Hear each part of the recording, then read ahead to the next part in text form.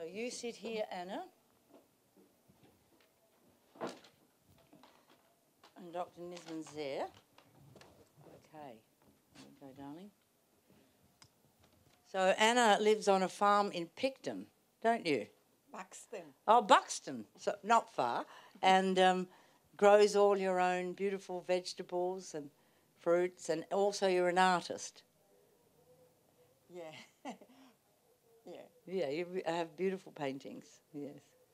So Anna's very artistic and believes in the natural life, and is it okay for people to tell your story? Yeah. Yeah? Yeah. Or you can tell it? Now you start. Okay.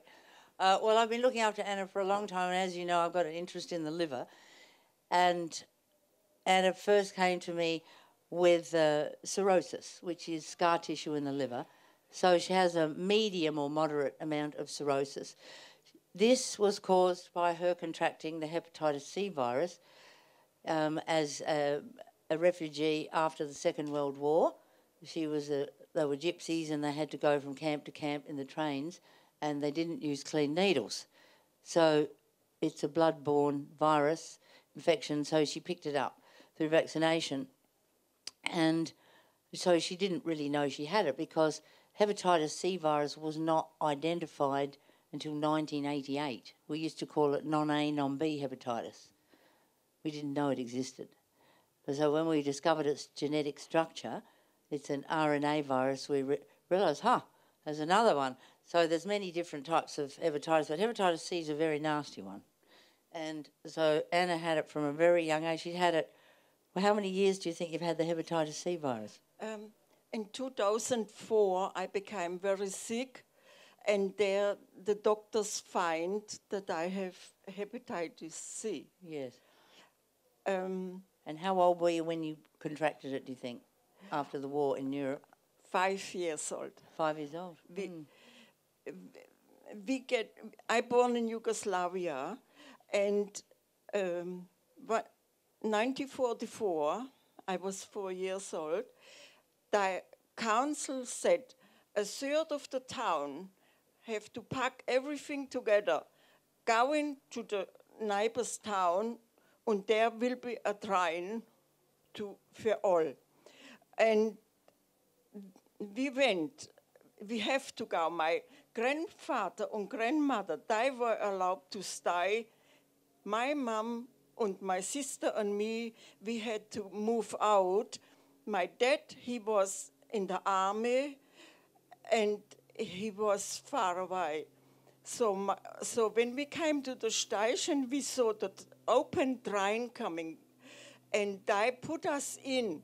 And from there, we went up and down from Yugoslavia to Russia, back, forward, back. Nobody looked after us. I now understand more since I talked with you and you explained this and this and this. And I can work this now, everything together, that this was already the reason with my sickness. Yes. I was bitten by lice and flea, and this was my sickness. Yes. I was very sick as a child, but this nobody made a fuss of this, you know. But now when I've been here in Australia, my husband went to come to Australia with 3 little children. This was what really hit me, because I was homesick, I didn't want to come, and have to learn English, and then in 2004, the sickness started. Yeah, so that hepatitis started to manifest 2004, so 12 years ago. And Anna, you never had any drug treatment for hepatitis. All you've been using is liver formula and selenium. You've been taking selenium for a long time now. Do you think you feel better now than you did 10 years ago? This is something funny now. I always knew I was sick, but when I came last week to you, because I going to my sister next month to Germany, and I need tablets, and I talking with you, and then it hit me because I asked you, is this okay? I feel so well. Is this normal, or do I losing this? When I was very sick, before I came to you, Yes. 2004. My doctor had me for 7 years, and we couldn't get rid of the sickness. Couldn't you? And after the 7 years, after my blood test and the ultrasound, my doctor, who I trusted, said to me that he cannot help me. And for 2 weeks, I was so gone. I had no idea. I didn't talk with no one because it hit me so. But then I remember Dr. Sandra's liver cleansing book, what I had in 2004 when I started. So somebody gave me this as a birthday present, your book. And for 8 weeks, I made this. I lost 20 kilos. Wow. And in how many weeks? Then I said, now I think, who can help me when the doctor can't help me?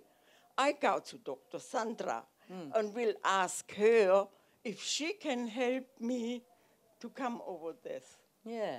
And so thanks very much. Pleasure. And so do you think you feel better now than you did 10 years ago? I feel terrific. Oh, yeah? My grey hair coming dark again. Oh, wow. My fingernail growing. Oh. And my hair. I had always little short hair because this not growing. Oh. I have to go to the hairdresser more often. Yeah, so if you help your liver and your kidneys, it does help your hair, definitely. That's a Chinese medicine. But, you know, Anna's very interesting because she's not young anymore. I don't exactly know how old you are. But I can't believe it anyway. But she's had hepatitis C probably for 60 years, more 60 years, yeah. She got it when you were 5. Yeah, you might have had it for 65 years. Yeah. I'm 76. Yeah, so she's had it for over 70 years. Yeah. So that's interesting. And it's true that in most people with hepatitis C, they will die of something else if they have a healthy diet and lifestyle. And Anna, she does juicing and she grows her own vegetables. I mean, she has a wonderful lifestyle. And I think that's kept her stable.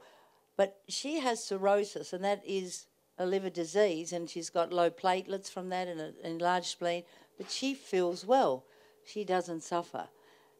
So, you know, it's not a death sentence having hepatitis like it used to be, if you look after yourself.